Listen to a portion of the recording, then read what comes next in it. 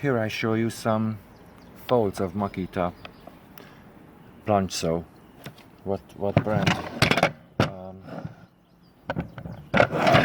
Yeah, there it is. This one. Okay. This part should be holding straight, firm and straight the base in position. Goes like this. So the base comes here.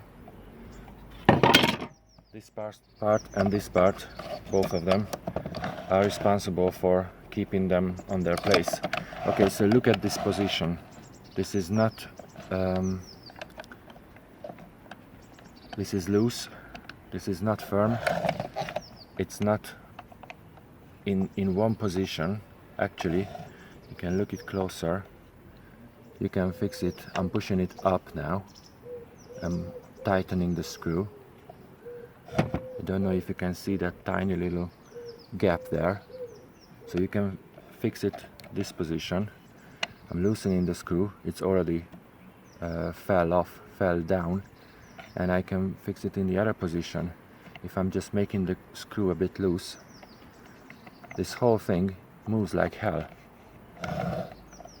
So how is it going to be holding the base in one position? You can't tell. It's moving all around.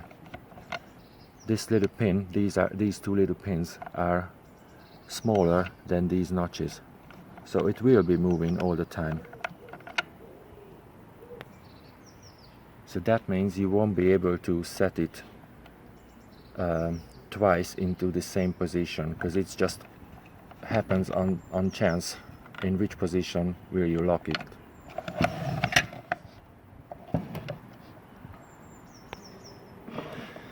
Interestingly, on the other side,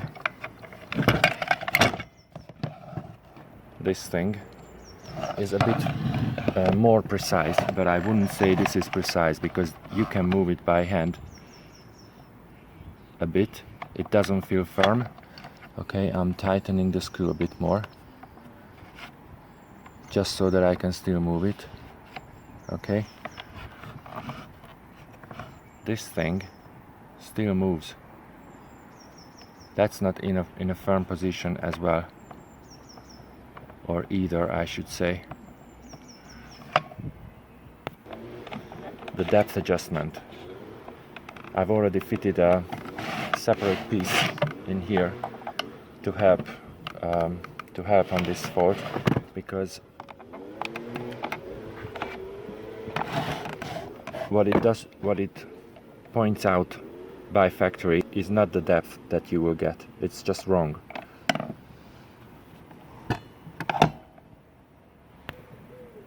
Oh, and finally, I want to point out one more thing, actually two. One is that I haven't been using this saw for a while, and I found that when I pushed it down to plunge, it didn't come back. At this hinge, at that hinge, the other end of the shaft is below the cover. It was just stuck. It was just too tight, and it just didn't come back. So I had to somehow oil it and move it a lot up and down to get it a bit looser, and then I fitted this extra spring to pull this back for me, and now it does come back, but otherwise it didn't. The final thing I want to show you, it's also a fault, is the so-called strengthness of this track. I'm trying to position it so that it can be seen on the camera that it is not straight. It has a bend this way.